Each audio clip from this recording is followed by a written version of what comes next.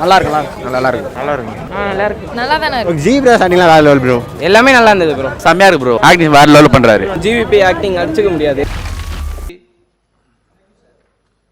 Sir, beside the river linking, the questions pertain to dam rehabilitation and improvement project, DRIPS. Sir, yesterday we passed the dam safety bill in spite of the protest made by the various political parties including DMK. Sir, right or wrong, the bill has been passed. But one of the reasons which was cited by the honorable member, minister, when the bill was passed, that we are going to get huge fund for dam safety under dam rehabilitation improvement project, TRIPS. Sir, also the government is claiming that the first phase of the TRIPS is successful, and they promise that the phase 2 and phase 3 they are going to get 10,000 crore to improve the safety and improvement of the dams for 700 dams across the country. Sir, I want to know, with the assistance of the World Bank, as you assured in this house, whether the 10,000 crore for phase 1, phase 2 is going to be obtained for 700 dams. If it is so, out of 700 dams, how many dams can be improved in Tamil Nadu? Kumar Mishra को support करते हैं, आप शायद नहीं करते Pankaj Kumar. Please. Thank you, Mr. Chairman, sir, for giving me this opportunity. Sir, having heard the arguments from the both sides and the very brief introduction by the honorable minister, my friend, he used only two words, two vocabularies. In the interest of the justice, we are bringing this bill, and we are not enhancing the tenure of the CBI director and ED director. Instead, we are reducing it. Very beautiful argument. Sir, when I was admitted in my postgraduate in law, I recall my memories. I was interviewed by the High Court judge in order to get the admission. He asked one question, Mr. Raja, you completed your law. I want to ask a very basic and very cardinal question. You know, in Constitution, separation of power is there. But one person is exercising all powers in some time. Executive, legislature, and the judiciary. 1 minute I was a little bit shaky. Then immediately I told, he is Mr. President of India. The reason is, he is having power to promulgate the ordinance in the capacity of the legislature, and he is the power of judiciary to pardon the people, those who are convicted. Even sentence can be reduced. So, such a beautiful office is the President office. But the constitution makers never believed that the BJP government will misuse even that office. Sir, I surprised a student of law. The bill is being brought to undermine the President office, ignoring the all constitutional values. Sir, Premchand was very clear and categorical. I do not want to repeat it. In common cause, in the case of common cause and the Vinith Narayan, the upper court settled very clear legal proposition that the extension should not be done permanently. Even if it is necessary, it should be a short while. For extraneous consideration, it has to be done. How many judgments? Sir, the warning expressed to the Supreme Court. Don't do the extension to the government. Now it becomes substantiated by the government by illegal means. That you are defaming the Supreme Court. Not only defaming the Supreme Court, any judgment pronounced by the Supreme Court is the law of this land. Not only this parliament. This parliament gave the ample power to the Supreme Court. My lord, if you are saying anything in the court, it becomes the law, even though it is not legislated here. That is the constitutional position. But the constitutional position which was envisaged in this house was brutally destroyed by this government and honorable minister. My dear friend, this is not fair on your part. You may not be here, I may not be here after 100 years or 50 years. But the record will speak. My friend, the Minister for Personnel, Vijayendra, is doing injustice not only to the common people, to the Supreme Court of India. Sir, having said, I oppose the bill on 4 grounds. One ground, This amendment is absolute contrast to the judicial precedents, which was widely expressed by Brainchand and my dear senior Manish. Second one is, it destroys the institutional integrity.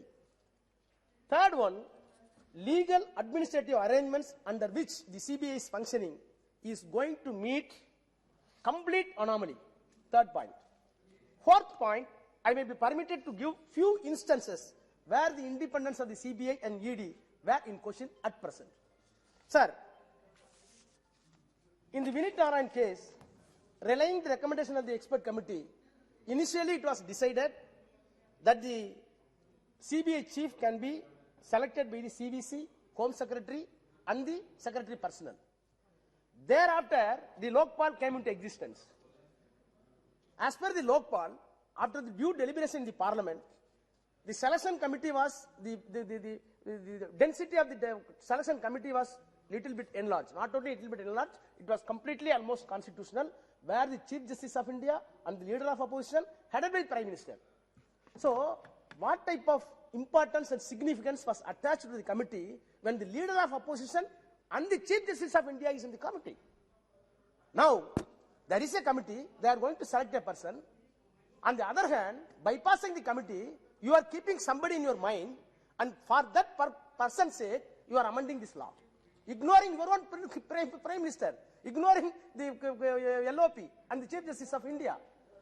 So this is not only little bit legal and technical, it is completely not only abuse of power, it is total mockery in our administrative system and political system, parliamentary system. Sir, by virtue of the Lokpal 2014 and the consequent amendment to the Delhi Special Police Establishment Act, the institutional administrative mechanism between the CBI and CVC were made absolute dependent and coexist to ensure the independence of the agencies ED and CBI. Because of the Lokpal, CVC and Delhi Special Police Act came into not only nearer, it is dependent to each other to give a fair justice, fair criminal investigation. Whether it is happened by this amendment.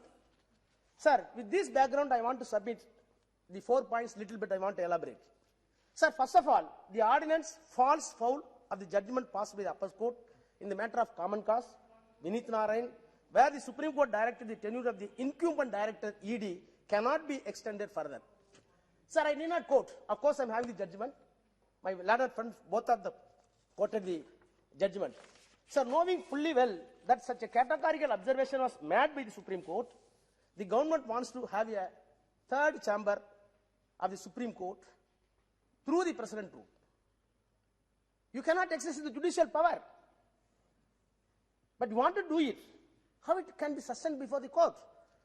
Sir, another judgment it is observed that the Supreme Court that minimum period of service ensures security of tenure and would reduce the chances of external influences and extraneous pressures. The word used by Supreme Court is external interference and extraneous pressures. I think that in order to avoid the judgment was given, now you are under extraneous pressure and external pressures and external interferences. You want to do. Sir, the second point is institutional integrity. Is the keystone must be considered seriously while we are taking such decisions. Sir, repeated extensions or enhancing the tenure will be not only irrational, but also open the possibilities of political interferences and even the material considerations. That cannot be ignored. Sir, we cannot forget that the ugly incident, even I can say the diabolical drama, which happened in the great institution of CBI, which was intervened by the Supreme Court. Shame. Sir, in 2019, I do not want to name, the then director of CBI was forcibly and physically removed from his office at midnight. At midnight. I have not heard in the entire world. Those who are following the Anglo-Saxon jurisprudence. Thereafter, Supreme Court intervened and he was permitted at least 2 days to retire by reinstallation. Shame. When the director of CBI was forcibly, physically thrown out by the government, and now we are bringing a law, no, we wanted to have a fair investigation, We wanted to have a fair man. Who will believe? No one. Who will believe, sir? Yes. No. Sir, then this order was quashed by the Supreme Court. Sir, when such a bad experience was seen in the country, who will believe that the amendments which gave 5-year tenure of directors of CBI ED are brought to enhance the performance of the agencies? The concept of extension of tenure has not been deliberated anywhere within the government or in the selection committee. Sir, absence of such deliberation, am I not entitled to say that you want to keep the incumbent director and ED and CBI on probation with a tight leash with a hidden quid pro quo? Yes, yes, yes. I repeat it. I want to say that you want to keep the incumbent director of ED, CBI on probation with a tight leash with a hidden quid pro quo. Yes, yes. Sir, even one more legal angle, it cannot be ignored. Sir, you are keeping a person on what we call pigeon hole theory. Pigeon hole is there. Hole is there. You want to find a pigeon to put it inside. That is in the law of pigeon hole theory. Now, suppose you are aiming a person for the director of CBI or ED. You are giving 5 years. Had it not been 5 years, the another man having such a seniority is entitled within 2 years or 1 year or 6 months after superannuation. His term is cut. That violates the Article 14, equality before law. Now my lad and friend, my minister is saying that, no, we are cutting the tenure of the CBI director. Please, with folded head, I am telling. Tell me, in the past history, how many directors of ED and ED and CBI completed total 5 years without any intervention or superannuation? No. Can you count one? No. No. No. When such incident is not at all in existence, you want to give a new interpretation, even the Supreme Court will not do like this. A senior lawyer can't do like this. So, sir, that is why, sir, this is completely, you are having hidden agenda in your mind. Always, always, Sir, always. I am coming to the third point. I will come to third point. Sir, there are 3 laws governing the CBI's functioning. One is CVC Act 2003, then the Delhi Special Police Establishment 1946, Lokpal Act 2013. These 3 bills simultaneously having superintendents over the CBI. These laws having 2 sets of selections committees independently for the ED and the CBI. Sir, even for superintendents over this ED and CBI, as per the Delhi Special Police Act, the CVC is supposed to have superintendency over the power of CBI. At the same time, Lokpal also having such a similar power. The only thing is, these 2 organizations having power to having a superintendent's power of the CBI or ED, when the matter is referred to them, unless and until the matter is not referred, the entire power is being vested to the government. So ultimately, who is running the government? Who is running the CBI? Who is running the ED? Selection is over. Superintending power with a limited purpose on reference to the other institutions, CVC and CBI, Lokpal. In the absence of the specific reference, these institutions are maintained, superintendent, every advice was given by the government. So who is the real runner of the CBI and ED? Modi. Modi. Government. Modi. By law, it is still a riddle. Unless and until the riddle is removed, the CBI will be continuing as a pet dog to the government. Sir, this should be removed. Slave. Sir. Slave. Sir, I come to the instances where the independence of CBI, ED are in question. Sir, it is surprise to see me. This is my 5th term. Even early days I joined in politics in student wing of DK, mother of DMK. But I have not come across that the ED officers, income tax officers and CBI officers, even before the retirement and after the retirement, joining the ruling party. And celebrately they are welcome. Including the Home Secretary. That is what I am telling. Officers, Minister. leave it. Sir, leave it. This is one side. Another side, there are instances where the ED and CBI raids are conducted at the time of election. I am having our own pain. On 2nd April, just 5 days before the assembly election, which was done in single phase in Tamil Nadu, The income tax raid was conducted in the residence of my beloved leader, the present Chief Minister, Mr. M.K. Stalin's daughter's residence. What a shame. What do you want to say? What type of message you want to say? Want to send? Sir, I can say,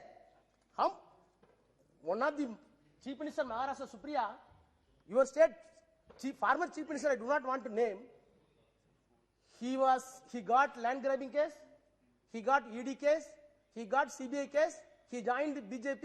Not only the case is put into cold storage, he was rewarded with the Rajya Sabha. And he was saying that Assam also. Now the time comes to now Deputy Chief Minister Maharashtra, beloved and land leader Sharad Pawar also it comes. So what I am telling is I can have a lot of reasons. Sir, for all these reasons I am telling, I am entitled to come to a conclusion that a deliberate attempt has been made by the government by the way of these amendments to keep the opposition pressure through the incumbent directors who will give the loyal returns to meet the political goals. Thank you, sir. இந்த video உங்களுக்கு பிடிச்சிருந்தா please like and share பண்ணுங்க. மறக்காம எங்க சேனலை சப்ஸ்கிரைபும் பண்ணுங்க.